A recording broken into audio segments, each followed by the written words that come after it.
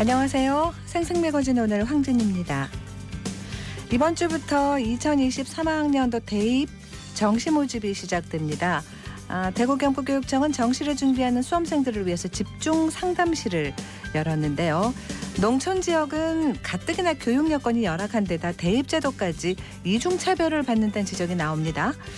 최근에 사교육 걱정 없는 세상이 분석 발표한 자료를 보면 전국의 43개 농산어촌 고등학교는 내신 1등급을 한 명도 배출하지 못했습니다. 현재 내신 성적 상대평가에서 1등급이 나오려면 최소 학생 수 13명이 돼야 한대요. 근데 이 기준을 충족하지 못했기 때문이라고 하는데 경북은 1등급 없는 학교가 5곳입니다. 현재 고3 평균 학생 수를 보면 경기도에서 1등급이 10명 나온다면 경북은 5명밖에 나올 수 없는 구조입니다. 학생 수가 적다는 이유로 내신 등급이 낮아지고 상위권 대학에 지원할 수 없는 이 불평등은 현재 상대평가로는 해결할 수 없는 문제인데요. 야당에서 상대평가 금지 법률 발의를 준비하고 있습니다. 지역 균형 발전 차원에서 이 문제를 바라보고 또 대책도 찾아야겠습니다. KBS 대구 1라디오 생생매거진 오늘 12월 26일 월요일 순서 시작합니다.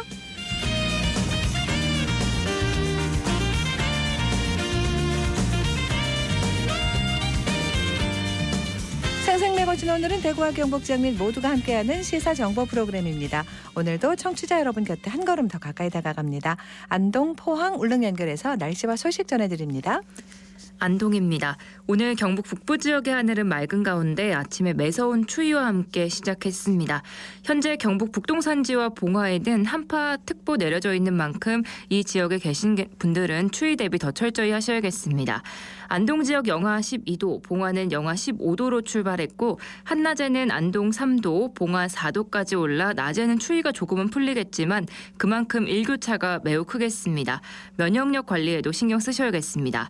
또 최근 눈이 내린 지역에는 낮 동안 일부 녹았던 눈이 밤사이 온도가 내려가면서 다시 얼어 도로가 매우 미끄럽겠고요. 도로 살얼음이 나타나는 곳 많겠으니 차량 운행 시에는 교통안전에 주의하시기 바랍니다. 국보 하회탈과 병산탈이 2021년 8월 13일부터 2022년 12월까지 대전 국립문화재연구원 문화재보존과학센터에서 과학적 분석과 보존 처리를 마치고 오늘 안동으로 돌아옵니다. 안동시는 지난 2017년 12월 27일 국립중앙박물관에 보관돼 있던 하회탈과 병산탈을 안동으로 전격 환수했는데요. 환수한 문화재는 하회탈 9점과 주지탈 2점, 병산탈 2점을 포함해 탈놀이에 필요한 소도구 등 총 8건 20점입니다. 안동민속박물관에서는 환수한 문화재를 지난 2018년부터 박물관 1층 전시장에서 순차적으로 관람객들에게 선보여 왔는데요. 하지만 2020년 국가지정문화재 정기조사 결과 하회탈과 병산탈 일부에서 손상이 확인돼 2021년부터 문화재보존과학센터로 자리를 옮겨 보존 처리 작업을 진행했습니다. 이번 보존 처리는 하회탈과 병산탈이 국보로 지정된 이후 처음 진행했고 X선과 CT 촬영 등 반사선 조사를 통해 하회탈과 병산탈의 안료 들뜸 현상과 방락, 목재 균열이 확인돼 3개월간의 세척을 마친 뒤 손상 부위 접합과 표면 안정화를 진행했습니다. 과학적 분석과 자세한 보존 처리 결과는 문화재보존과학센터에서 추후 밝힐 예정입니다. 안동에서 전해드렸습니다. 이어서 포항입니다. 12월의 마지막 주도 한파와 함께 시작했습니다. 오늘 한낮에 영상권 회복해서 7도 안팎이 예상되지만 바람이 다소 강하게 불어서 체감 온도는 더 낮겠습니다. 연이에 계속되는 한파로 한랭질환 걸릴 가능성 높으니까요. 보온에 유의하시고 장시간 야외 활동 피하시는 게 좋겠습니다. 지난주부터 경북 동해안 지역을 중심으로 건조주의보 이어지고 있는데요. 화재 사고 발생하지 않도록 주의하시기 바랍니다. 2023 개묘년 새해맞이 제야의종 타종식 행사가 올해 마지막 날인 12월 31일 오후 11시 경주 신라대종 일원에서 열립니다. 이번 타종식은 자매 결연도시인 경주시와 익산시가 합동으로 진행하고요. 경주시 신라구치대에 절도 있는 퍼포먼스와 함께 경주, 익산 이 두 도시의 타종식 현장을 연결해서 이원으로 중계할 예정입니다. 또 두 도시 시민과 시장 간의 덕담 나누기와 특산품 교환 등을 등을 통해서 삼국시대 서동왕자와 선화공주 전설로부터 시작된 동서화합과 우애의 의미를 되새기고 연합공연이 두 도시의 시민들에게 큰 울림과 감동을 선사할 것으로 기대됩니다. 한편 3년 만에 정상적으로 타종 행사 진행되는 만큼 시는 각종 안전관리에 총력을 기울이고 있는데요. 만일의 사태에 대비해 규모를 줄이고 철저한 안전대책을 수립했고요. 행사장 주변에는 공무원과 경찰, 소방인력 700여 명이 배치될 예정입니다. 지금까지 포항이었습니다. 이어서 울릉입니다. 울릉도와 독도는 눈이 내리고 있습니다. 현재 기온은 어제와 비슷한 0도, 습도는 100%입니다. 풍랑주의보가 내려진 동해중부 먼바다에는 북풍이 불면서 1.5에서 3.5m의 높은 물결이 일고 있습니다. 오늘 운항 통제된 여객선이 있으니 선사별 확인이 필요합니다. 울릉군 저동항 촛대암에서 새해맞이 행사가 개최됩니다. 독도 다음으로 우리나라에서 해가 가장 빨리 뜨는 울릉군에서 해돋이 행사가 열리는 건데요.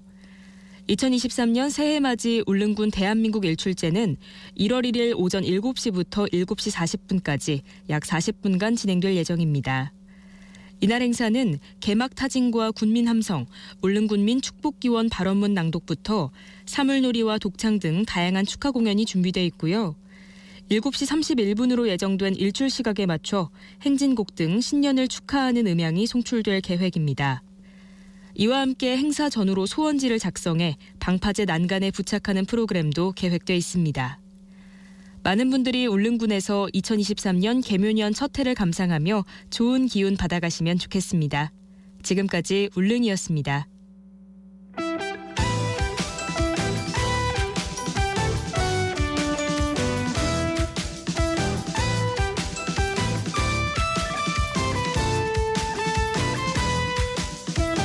네, 오늘을 보는 키워드 뉴스 월요일에는 매일신문 최원영 기자 함께합니다. 어서 오세요. 네, 안녕하십니까. 네, 첫 번째 키워드 뭔가요? 예, 상격동 청사입니다. 네, 여기 시청 별관이라고 그랬다가 이제 이름 바꾼 거죠? 맞습니다. 네. 민선 8기대로 바뀌었는데요. 네. 요즘 대구시 신청사 이전 사업을 두고 말이 많습니다. 네.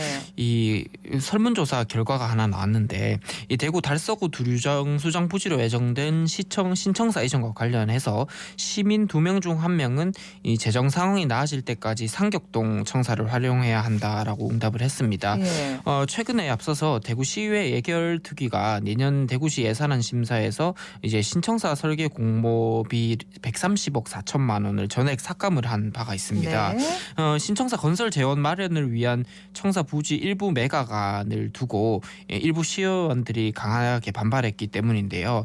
대구시는 신청사 건립 재원 마련하고 또 시의 부채 비율을 줄이고자 이 두류정수장 부지 한 15만 8천 제곱미터 가운데 9만 제곱미터를 매각해서 자금을 마련하겠다고 네. 앞서서 그랬었죠. 제안을 한 상황이었잖아요. 그런데 이제 그 설계비가 삭감되면서 사업이 표류하게 됐고 이에 대해서 홍준표 시장이 선을 그었습니다. 예산 편성은 내년 연말에 다시 논의하자고 하면서 지금 1년은 최소한 연기되게 생겼습니다. 지금이 아니고 내년 2023년 내년이죠. 연말 다시 얘기하자. 예.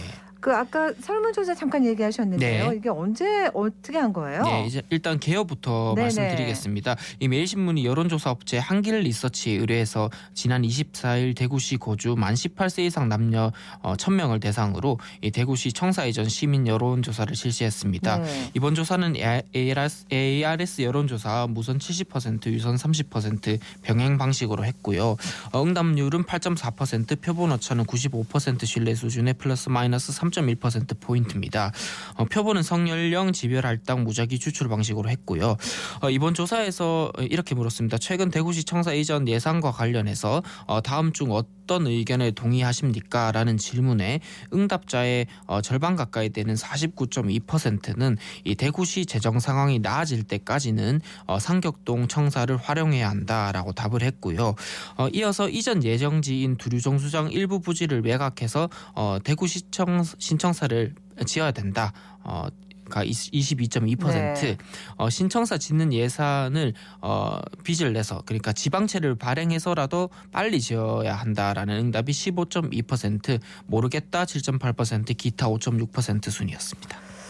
그러면은 몇 년 네. 전에 그렇게 수기 기간을 거치고 네네네. 해가지고 예. 지금 빨리 옮겨야 된다고. 네. 그렇게 해서 옮기기로 한 건 뭐가 그렇죠. 되나 싶네요. 그렇습니다. 순간적으로. 네네. 네. 그러니까 이게 시민에게는 뭐 급하게 신청사를 이전할 필요가 없다라는 절반 가까이. 응답이 네. 절반 가까이 나온 건데 추가적으로 이제 권역별 조사에서 이 대구시 재정 상황이 나아질 때까지 상격동 청사를 활용해야 한다는 응답 비중이 높은 지역은 이 동구 수성구가 그쪽이니까 59.7%로 그렇지 가장 않을까요? 높았고 네. 이어서 서구 북구 그리고 중남구 순이었고요. 이전 예정지인 달서구와 달성구는 예상대로 이 낮았겠죠? 36%로 가장 낮았습니다. 네. 예. 그리고 이 현재 대구시하고 의회에서 논의되고 있는 이 청사 이전에 대해 알고 있냐라고 이제 물었을 때는 응답자의 58%가 잘 알고 있다라고 얘기를 했고 들어만 봤다는 30.3%, 잘 모른다는 11.7% 순이었습니다. 그러니까 이 시민을 위한 시정이라는 게 무엇인지 네, 좀 길게 보고 고민을 해야겠다는 생각이 다시 듭니다. 맞습니다. 다음 키워드는요? 예, 228 민주운동입니다. 네, 이제 기념일이 이제 네. 딱 또 2달 앞으로 다가왔습니다. 네. 네. 이게 우리 지역의 자랑스러운 그럼요. 역사인데요. 네. 그런데 이제 대구 시민 10명 중 3명은 이 228 민주운동이 국가기념일로 지정된 사실을 모르고 있는 걸로 그렇게 나타났습니다. 네. 이 한국 최초의 민주화 운동으로 꼽히는 228 민주운동은 2018년 국가기념일로 지정이 됐습니다. 대구 시민 500명을 대상으로 한 이번 조사는 228 민주운동 기념사업회 의뢰로 이 에이스 리서치가 지난 10월 1일부터 이달 9일까지 대구시에 거주하는 만 15세 이상 남녀 500명을 대상으로 개별 면접과 전화조사를 이뤄졌고요. 표본 오차는 플러스 마이너스 3.5%입니다. 아, 뭔가 설문조사를 이걸 또 이제 해본 거네요. 그죠? 그렇습니다. 네. 어떤 조사였어요? 네, 이번 조사에서 응답자 중에서 228 민주운동에 대해서 어느 정도 알고 있다라고 답한 시민이 43.8%로 가장 많았고요. 상세히 알고 있다라고 답한 시민은 25.3%였습니다. 네. 이름 정도만 들어봤고 아니면 처음 들어봤다는 시민이 21.3%, 9.6%로 상대적으로 좀 소수에 그쳤습니다. 그런데 이제 228 민주운동이 이 국가기념일로 됐다는 소식에 대해서는 많은 시민들이 모르고 있었는데 국가기념일 지정에 관한 인지도 조사에서 32.1%가 이제 처음 들어봤다라고 얘기를 했고요. 17.9%는 소식 정도만 들어봤다라고 얘기를 했습니다. 국가기념일 지정을 상세히 알고 있다는 27%, 어느 정도 알고 있다라는 응답은 23% 정도였습니다. 네. 네. 228 민주운동이 네. 국가기념일로 지정됐다는 네. 거를 모르는 시민들이 네. 많다는 거 조금 안타깝네요. 네, 사실 저도 조금 잊고 있었는데요. 네, 그래 또 이번 조사에서 가장 먼저 떠오르는 대구 시민 정신이 뭐냐라는 것도 이제 항목을 따로 해서 물어봤는데 228 민주운동하고 국채보상운동이 두 축을 형성하고 아주 있었습니다. 중요한 거죠. 맞습니다. 네. 응답자 중에서 41%는 국채보상운동 정신이라고 답을 했고 39.6%는 228 민주정신이라고 답해서 거의 비슷하게 비슷하네요. 나왔습니다. 네. 예. 응답자 중에서 10대부터 30대 이하 젊은 층에서는 228 민주정신을 꼽는 비율이 절반에 이를 정도로 많았고요. 대조적으로 40대, 50대 중년층은 이 국채보상운동을 더 많이 선택했습니다. 그렇군요. 네.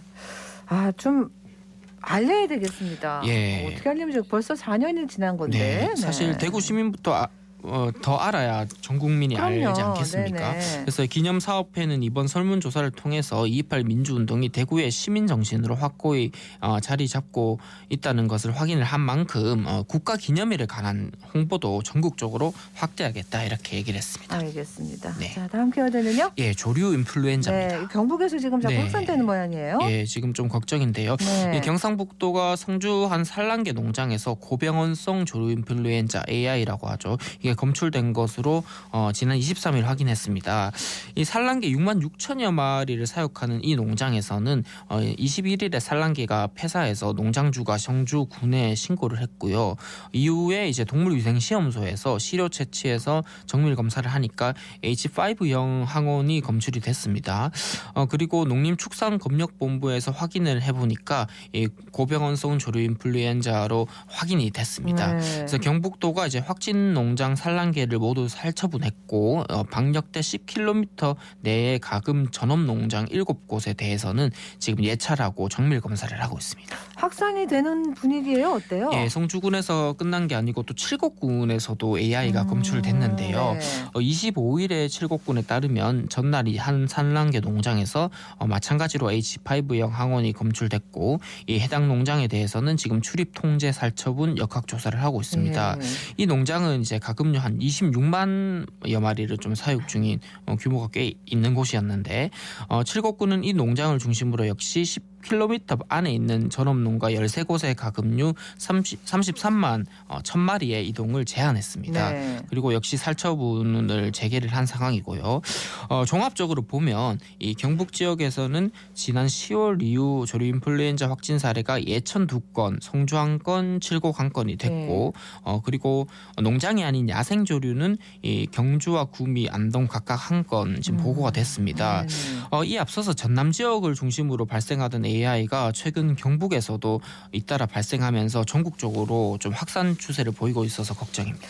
12월 말 1월이면 이제 겨울 시작이고 뭐 네. 그런데 네. 아유, 걱정입니다. 예, 이게 실생활에도 영향을 미치는 게요. 먹는 이게 거에 뭐 돈이 또 오를 거 아니에요. 예, 계란 되고. 가격하고 그러니까. 수급의 변화가 나타나기 때문인데 네네. 지금 전국적으로 15개 산란계 농장에서 AI가 발생했다 합니다. 아직 국내에 AI 발생이 정점을 찍지 않은 상황이 이어서 가격과 수급에 대한 불안감이 커지고 있다라는 분석이 나오는데 정부는 올해 겨울철 고병원성 AI가 지난해에 비해서 22일이나 일찍 발생했고 철새는 또 내년 1월까지 유입이 되기 때문에 이 고병원성 AI 확산 가능성이 아직 더 남아있다 이렇게 판단을 하고 있습니다. 그러니까 아이고 그렇게 되면 또 네. 달걀값이 또 오르겠네요. 예, 주부들은 이제 걱정입니다. 네. 예. 축산물 품질 평가원 축산 유통 정보를 보면 지난 22일 기준 계란 한 판 특란 30개 소비자 가격은 6,672원으로 평년보다 16.7%나 오른 가격이었습니다. 이게 한 달 전 6,593원에 비해서는 한 79원 정도 올랐고요. 네. 정부가 계란 수입의 기점으로 보는 7,000원은 이미 넘어선 지역도 나타났습니다. 다만 지난달 말부터 이달 초까지 올랐던 것과 비교하면 현재 오름세는 다소 좀 주춤하면서 박스권을 유지하는 형상입니다. 그렇군요. 자, 많은 산란계가 살처분되긴 했습니다만 네. 올라도 많이 오르네요. 네, 많이 오르고 네. 있습니다. 농식품부는 계란 가격 상승이 AI 확산을 우려하는 수급 불안 심리에 좀 기인하고 그렇겠죠. 있다라고 판단을 하고 있는데 네. 지금 실제 AI 확진 판정으로 살처분 조치된 닭은 186만 수입니다. 뭐 적지 않은 수긴 한데 전체 사육 마리수의 한 2.3%밖에 안 되는 퍼센트거든요. 그러니까 이제 달걀 수급에 이게 직접적으로 영향을 줄 규모는 아니라는 게 정부 판단인데, 근데 이렇게 계란 가격이 들썩이고 있는 멀리 거는 봐야 되면 좀 심리적인 영향이 그러니까. 좀 있다라는 그런 판단입니다. 예. 알겠습니다. 오늘 여기서 마무리할게요. 고맙습니다. 네, 감사합니다. 월요일 키워드 뉴스 매일신문 창원양 기자와 함께했습니다.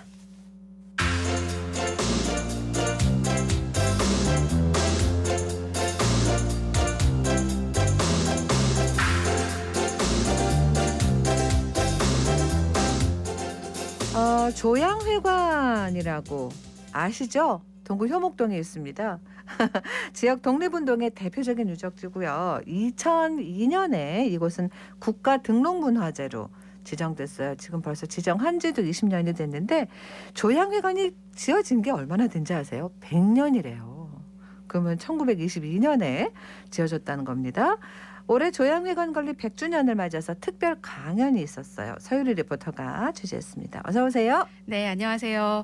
지난 23일 대구 근대역사관에서는 조양회관 건립 100주년을 기념하는 강연이 개최됐습니다.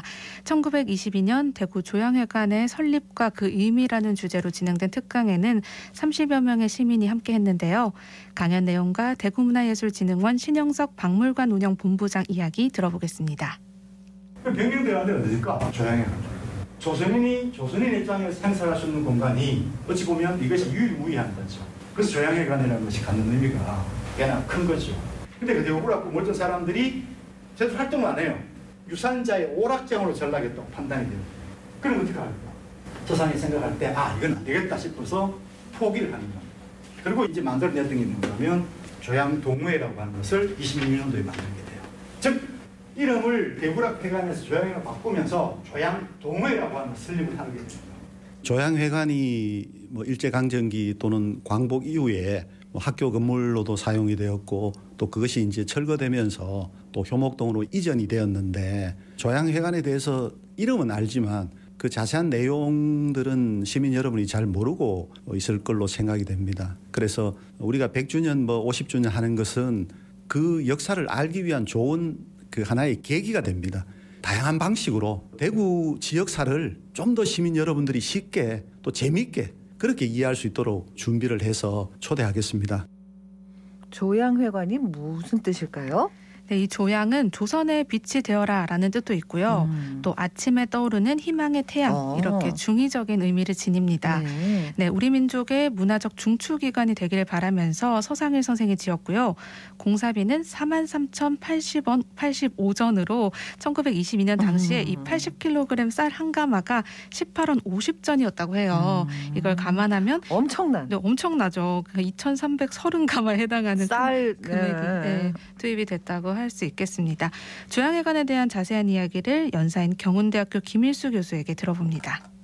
일제시기 혹은 식민지 시대의 대구 사회에서 한국인들의 해관이라고 하는 개념 자체가 거의 없었습니다. 그런데 조양회관이 들어섬으로써 조선인들이 조선인의 입장에서 조선인의 말로서 각종 대회를 열고 문화행사를 수행하고 또 체육행사를 할 수 있는 공개된 장소로서의 의미, 좀 자유스러운 장소로서의 의미로서는 상당히 높이 평가해야 되지 않을까 생각이 듭니다.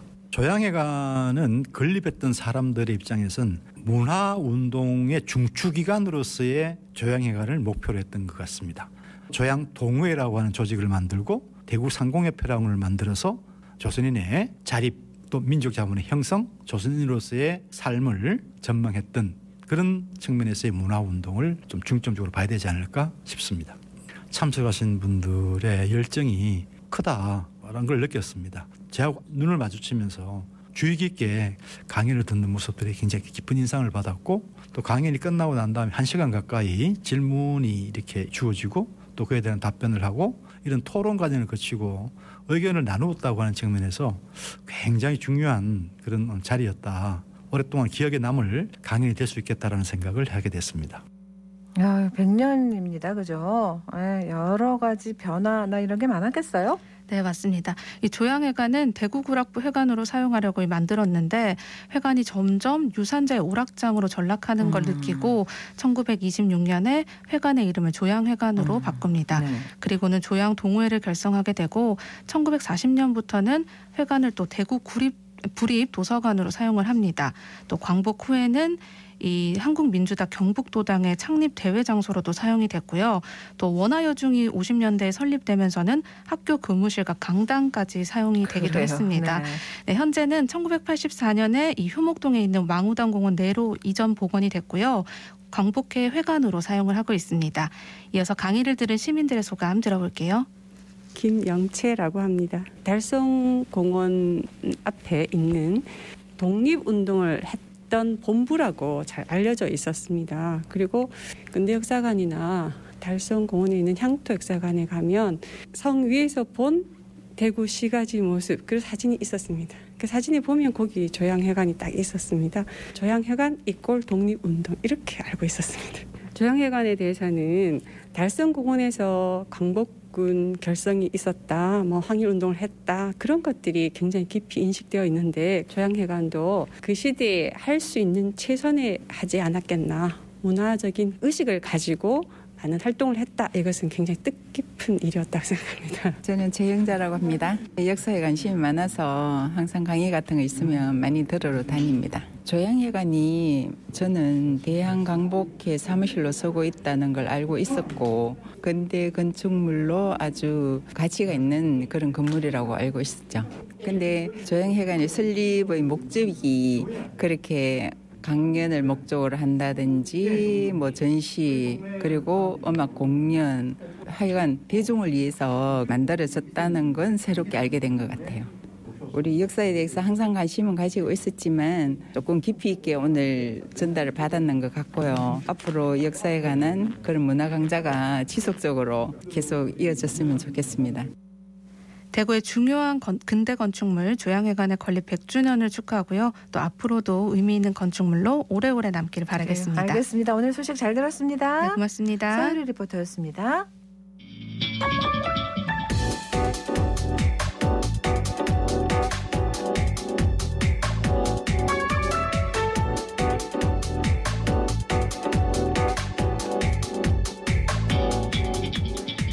묻고 듣고 생각과 마음을 나누는 방송.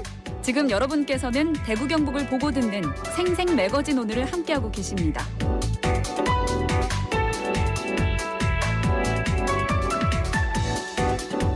올해 6월에 지방선거가 있었고요. 민선 8기가 출범했습니다. 대구시와 시의회도 연말까지 아주 바쁘게 달려왔는데 오늘 이 한 해를 마무리하면서 대구시정 또 의정 6개월 평가해보는 시간 준비했어요. 대구 의정참여센터 백경록 위원장 모셨습니다. 어서 오세요. 네, 안녕하십니까. 반갑습니다. 자, 대구시와 대구시의회의 6개월 평가. 어떻게 보세요? 어떻게 봐야 될까요? 키워드는 질문하신 6개월의 단어가 있는 것 같습니다. 네. 6개월밖에 안 되어서 판단할 수 없다와 6개월밖에 안 됐는데 많은 정책 변경이 있었다. 네네. 아마도 내년 2월 정도에 시정 베스트 이런 것들이 나올 그렇겠죠? 것 같은데 네. 답은 이미 정해져 있지 않을까 합니다. 공공기관 통폐합, 재정혁신으로 부채 절감, 위원회 및 민간 위탁 사무 정비, 해평치수장 말고 안동댐, 네. 신공항 특별법 추진, 대구 산단 지붕 태양광 패널 3존 협약 등 것 같습니다. 이게 조금 더 첨가하자면 대구로 택시 정도 아닐까 합니다. 네. 지금 말씀하신 거는 이제 대구 시정 베스트 5라고 보면 되겠네요. 네. 그죠? 네. 의회는 어떻다고 보세요? 많은 단체 또는 언론들이 대구시의회가 거수기 역할을 하고 있다고 비판했습니다. 네. 공공기관 통폐합 등의 조례 발의는 대구시가 해야 될 역할인데도 시의회가 대신했고 해평치수장 포기도 대구시의회가 위원회를 만들어서 돕고 있습니다. 신공항 특별법도 마찬가지고요. 그래서 거수기 의회라는 불명예를 안게 되었는데 또 한편으로는 너무 의회만 몰아간 것도 있습니다. 아시다시피 대구시장과 대구시의 의원들이 같은 당인 것도 있고 시정책에 대한 문제가 있다면 적극적으로 비판해야 되는데 통과시켜준 의회만 나무란다는 느낌이 좀 있습니다.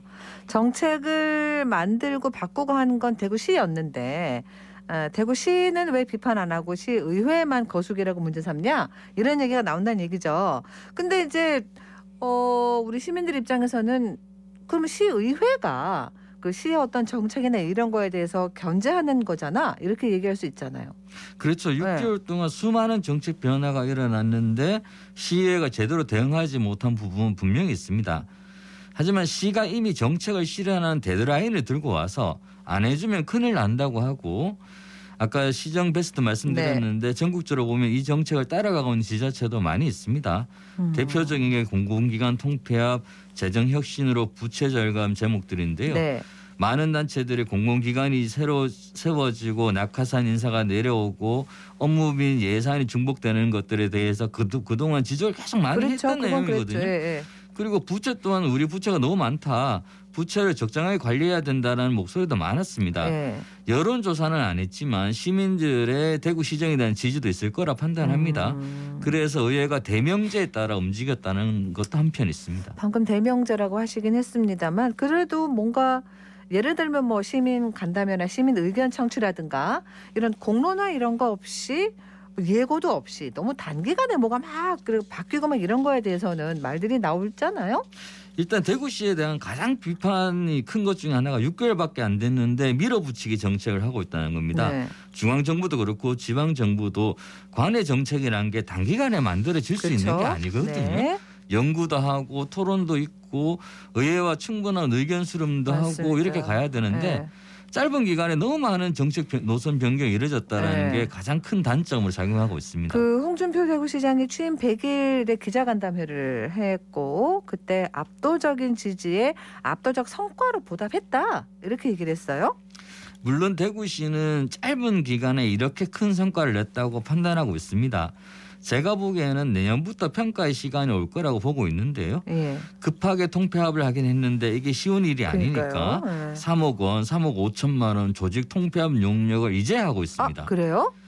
대구시의 행정사무감사에서도 이영애 의원이 문화예술진흥원 통폐합했는데 예산 줄었다라는 걸 살펴보니 시가 직접 집행하는 것으로 실제 예산 절감이 없었다. 통폐합으로 조직의 효율성이 높아진 게 아니라 오히려 옥상호흡이 되었다. 네. 하위직은 줄고 상위직은 오히려 늘었다는 비판과 지적이 있었습니다.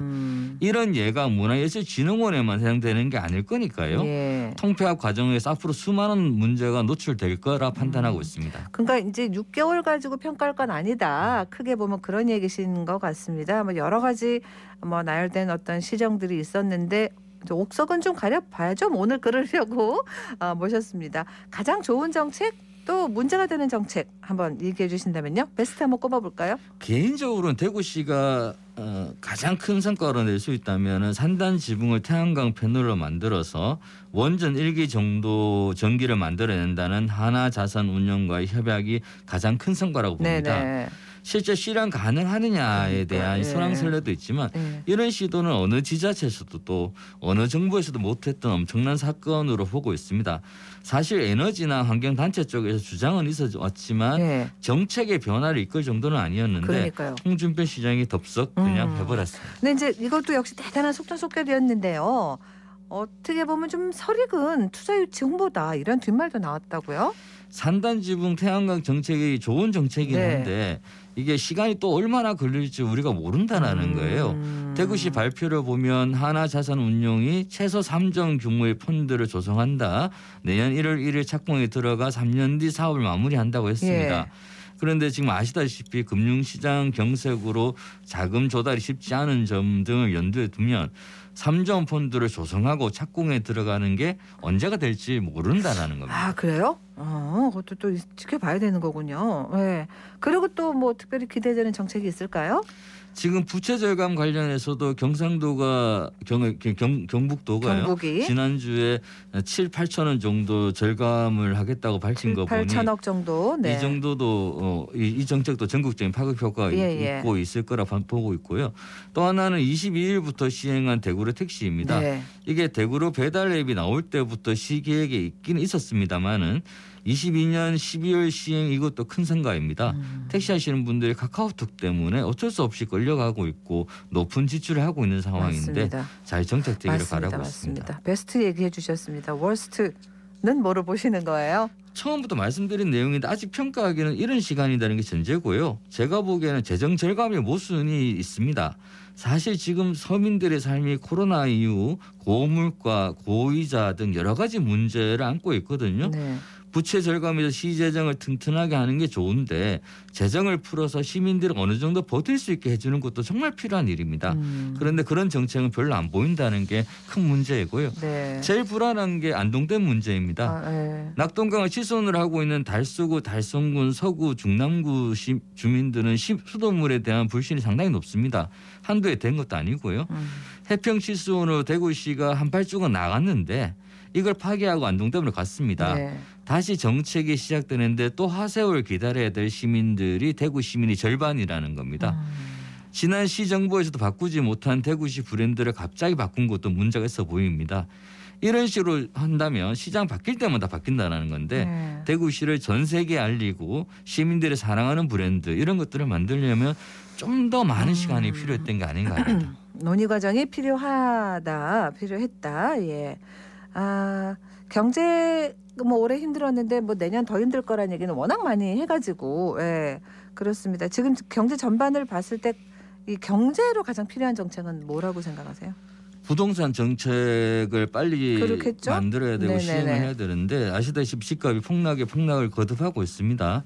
2년 전부터 대구시의회도 그렇고 이런 우려가 많이 있었는데 대구시에서는 지자체 업무에 한계가 있다고 손 놓고 있는 그런 형국입니다.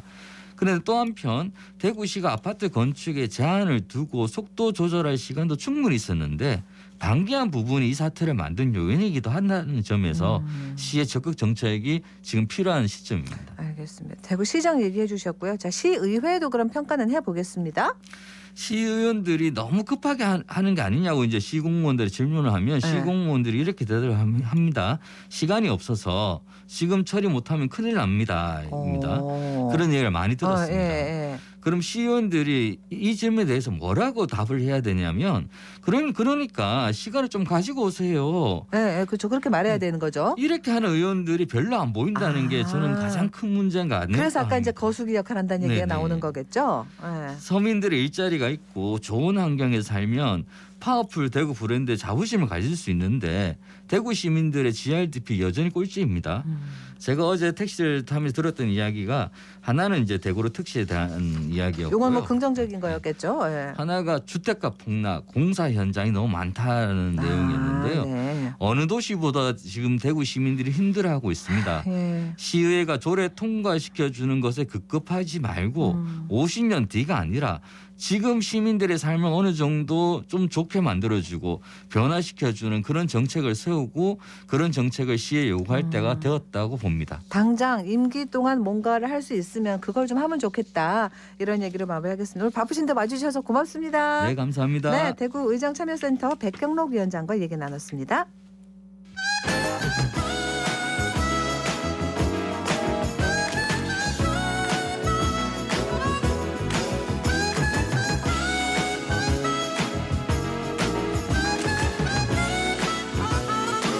네, 정치 알아야 바꾼다. 정치 알바 김수민 시사평론가와 함께합니다. 안녕하세요. 여보세요. 네, 김수민 시사평론가 월요일에 정치 알바. 여보세요? 예. 네네, 들리시죠? 네네. 깜짝 놀랐잖아요. 네. 자, 오늘 내년도 예산안 얘기부터 하겠습니다. 2023년도 예산안 12월 23일에 국회 통과했습니다. 법정 처리 시한은 12월 2일. 아니 이거 뭐 한두 번도 아니고 너무 자주 이러는 것 같아요. 진짜 거의 매년. 네, 그렇습니다. 네. 그리고 법정 시한 제도가 2014년 도입이 돼서 2015년부터 적용을 했거든요. 네. 이걸 준수한 해는 2015년 그 해하고 2021년 작년밖에 없었습니다. 네. 근데 더 심각한 거는 그동안에는 하루 내지 8일 정도 초과를 했었거든요. 이번에는 21일이나 초과를 했었다. 예. 네, 이거 원인을 좀 살펴보면 정부 여당 같은 경우는 임기 첫 해 예산안이니까 제동 좀 걸지 마라. 이 정도 이상의 논리를 발휘를 못했던 것 같습니다. 네. 그리고 그동안 국정 운영에서 여소야대 지형을 인정하기보다는 대선 결과를 존중해라 이런 논리를 펴온 것 연장선상에 있었기 때문에 야당을 설득하는 데 역부족이었던 것 같고요. 그리고 야당 같은 경우는 단독으로 예산안 처리가 가능한 의석인데 대통령 동의가 없으면 예산 증액을 못합니다. 그래서 이걸 계속 기다리다 보니까 이렇게 된 건데 사실 사상 초유의 여소야대 국면 그런 구조 이런 것들인데 내년에는 좀 여야가 다른 대책을 갖고 임해야 제때 예산을 처리할 수 있을 거다라고 지적을 해봅니다. 예. 법인세 최고세율이 아마 가장 뜨거운 쟁점이지 않았나 생각하는데 일단 1%포인트 인하하는 걸로 결정됐어요. 정부는 3%포인트 인하를 얘기했었고요. 또 뭐 얘기가 나올까요? 예, 그 정부 입장에서는 뭐 졌다 쉽게 얘기하면 졌다라고 보는 것 같아요. 그래서 힘에서 밀렸다, 야당의 부자 감세 프레임을 이기지 못했다 이런 불만을 대통령실에서 토로했다라고 하는 것인데요. 근데 앞으로 윤석열 정부가 지지율 회복이라든지 이런 것들을 재계 요구사항을 주로 수용하는 것으로 가닥을 잡아 나간다면. 일단 이번에는 우리는 최선을 다했지만 야당한테 밀렸다 이런 신호를 주는 거고 계속해서 법인세 문제는 2024년도 예산안 심사 때도 쟁점이 되고 총선 전에도 하나의 승부 고지가 될 거다 이렇게 보일 수 있겠습니다. 근데 정치권이 좀 돌아봐야 될 것은 법인세 감면이나 혹은 인상 이런 데 좀 의존하는 태도인데요. 사실 법인세를 감면해서 기업이 투자를 활성화할 것인지 이것이 의문부호가 아직 찍혀 있고요. 그리고 거꾸로 법인세를 가지고 복지재원으로 쓰거나 한다는 것도 상당히 부족하다는 것도 유념할 필요가 있습니다. 복지선진국은 법인세보다 소득세 비중이 크게 큰 것이고 한국 같은 경우는 소득세 증세 논의를 피하려다가 보니까 여야가 다 법인세 쪽으로 매달 매달리게 된 그런 측면이 분명히 있거든요. 이것들을 이제 국민들이 좀 알고 있어야 된다. 궁극적으로 재정이나 경제 문제를 풀기 위해서는 소득세에 대한 논의를 해야 된다. 이 점을 교훈으로 좀 남기고 싶습니다. 네, 예산안이 처리는 됐습니다만 연말에 여러 법안 심사도 또 남아 있습니다. 어떻게 보세요? 타결 가능한 게 있을 것이고 이견이 꽤 심한 것들도 있을 거란 말이에요. 네, 가장 타결 가능성이 높은 것이 한전법 개정안인데요. 한전의 사채 발행 한도를 최대 6배까지 확대하는 이 내용인데 예전에 부결됐었던 것을 다시 여야가 합의해서 추진을 하고 있습니다. 네. 다만 좀 씁쓸한 것은 어떤 전기요금 인상이라든지 한전의 재정 구조를 획기적으로 개선할 수 있는 방법을 피해가다 보니까 그것을 용기 있게 말을 못하다 보니까 일단 사채 발행 한도를 높이는 것이다라고 하는 거고 또 이것과 별개일 수도 있는데 한전이라든지 코레일 쪽에 공공기관 인력을 대거 감축한다는 정부의 계획이 발표가 됐습니다. 또 다른 갈등의 씨앗이 분명히 될 수 있다라는 걸 짚겠습니다. 그리고 국민건강보호법 같은 경우에 국민건강보험의 재정을 국고로 지원을 해왔었는데요. 이 일몰제를 두고 민주당은 아예 폐지를 하고 앞으로도 국고 지원을 계속 영구화하자는 입장이었고요. 국민의힘은 5년을 연장을 하자라는 것인데 5년 연장안이 민주당 입장에서도 그리 나쁘진 않기 때문에 합의 가능성이 상당히 높아졌습니다. 그리고 근로기준법에서 이제 30인 미만 사업장에 주 52시간 근무뿐만 아니라 주 8시간 정도 더 연장할 수 있는 안이 시행이 되고 있었는데 국민의힘은 이걸 일몰하지 말고 연장하자. 그리고 민주당은 이제 일몰을 하자라는 입장이었는데 민주당에서 국민의힘 쪽 여론 그 의견이라든지 쪽으로 조금 더 접근을 하고 있어서 합의 가능성이 조금은 높아졌습니다. 다만 안전운임제, 화물자동차 사안인데요.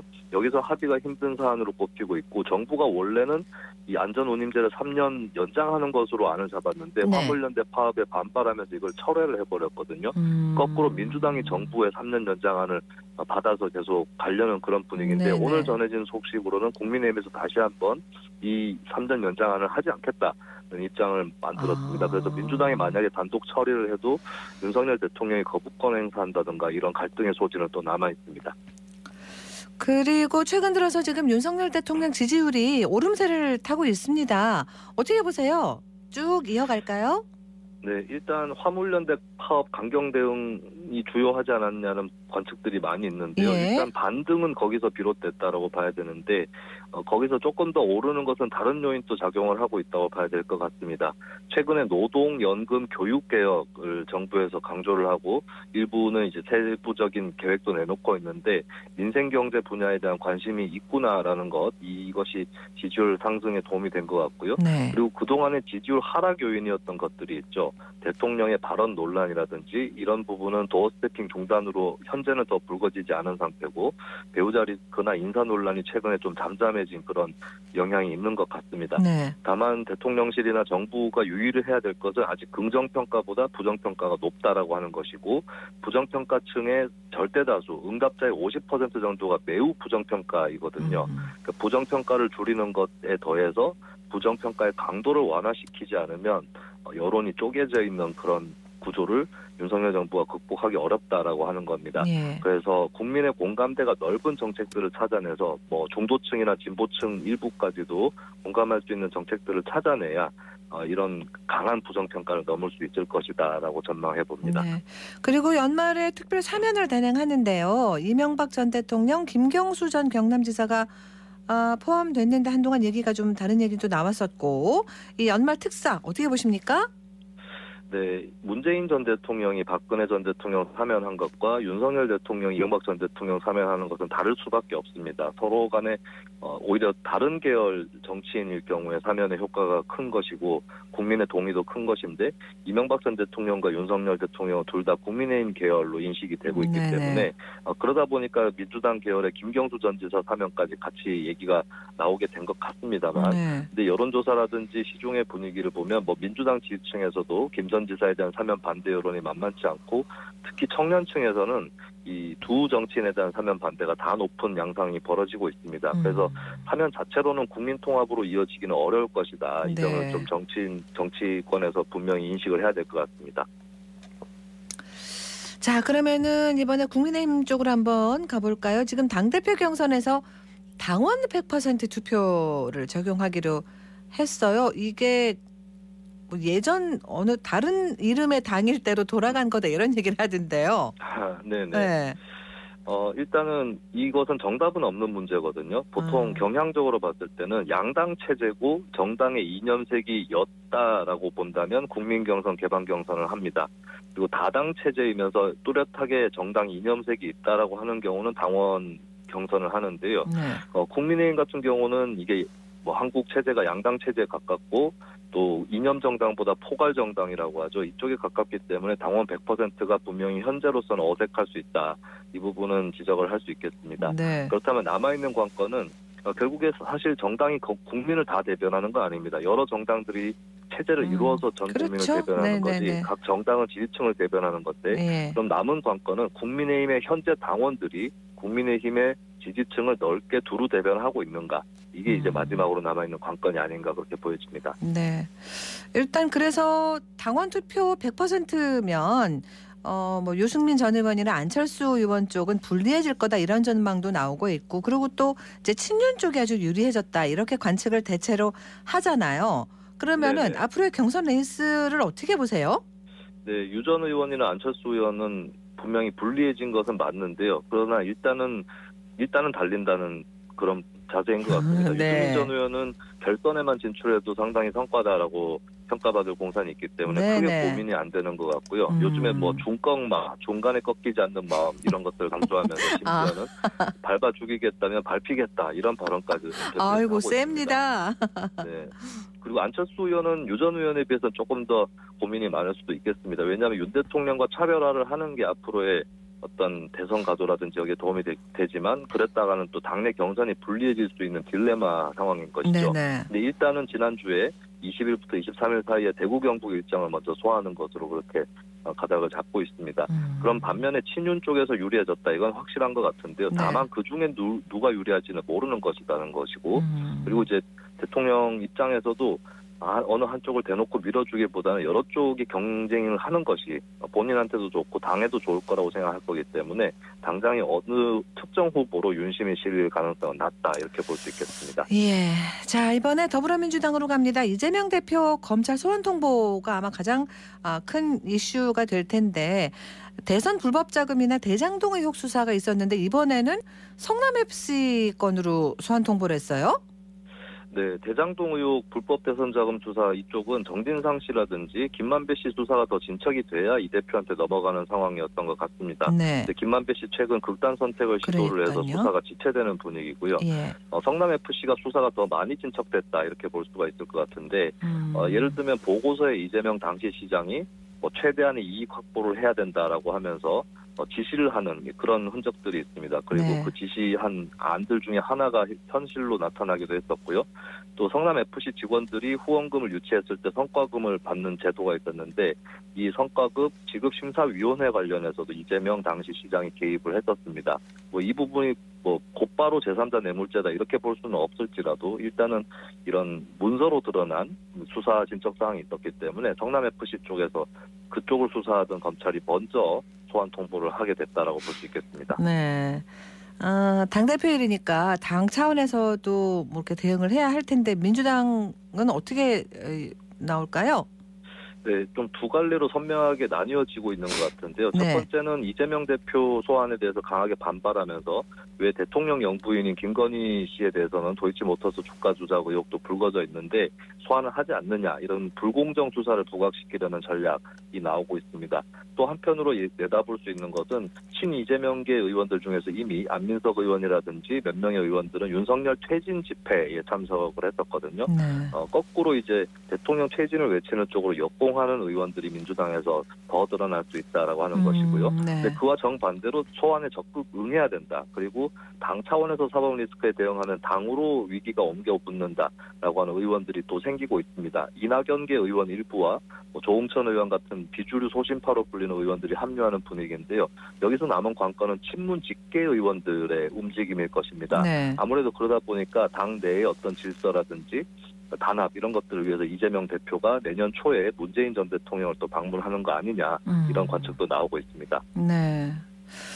12월 28일에는 지금 또 노웅래 의원 체포동의안이 국회에서 표결에 붙여집니다. 어떻게 예상하세요?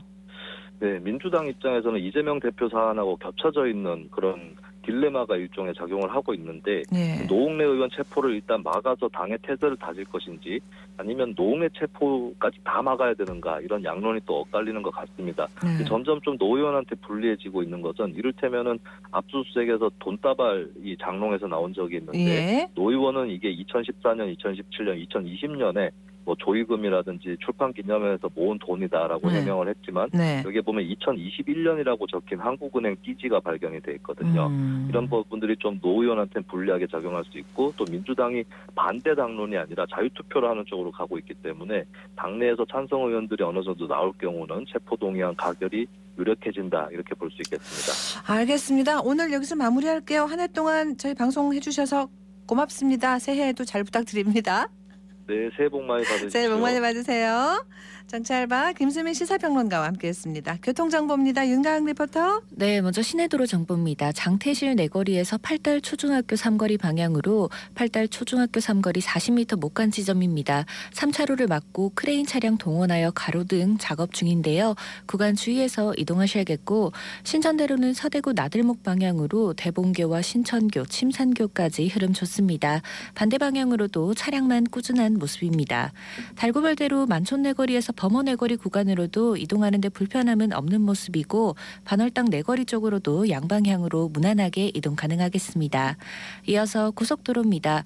경부고속도로 서울 방향으로 북대구 부근 132km 지점 갓길 쪽으로 승용차 고장 처리 중이고요. 중부내륙고속도로는 대구 방향으로 현풍 분기점에서 옥포 분기점 15km 지점까지 갓길 쪽으로 시설물 보수 작업이 진행됩니다. 중앙고속도로는 부산 방향으로 가산 부근 136km 지점에서 가산 134km 지점까지 터널 보수 작업 중입니다. 지금까지 이 시각 교통정보였습니다. 고령군이 오늘부터 대가야 종묘를 무료로 개방합니다. 대가야 종묘는 엄숙하고 경건한 곳이라 그동안 종묘 대제를 지낼 때만 개방을 했었죠. 대가야의 역사와 위상을 널리 알리기 위해서 개방하기로 결정했다고 하네요. 오전 10시부터 오후 5시까지 무료 개방하는데 가본 분들은 아시겠습니다만 여기 주변 공원으로 아주 잘 만들어놔서 함께 쭉 둘러보시기 아주 좋을 거예요. 한번 가보세요. 12월 26일 월요일 생생매거진 오늘 여기까지입니다. 함께해 주신 여러분 고맙습니다.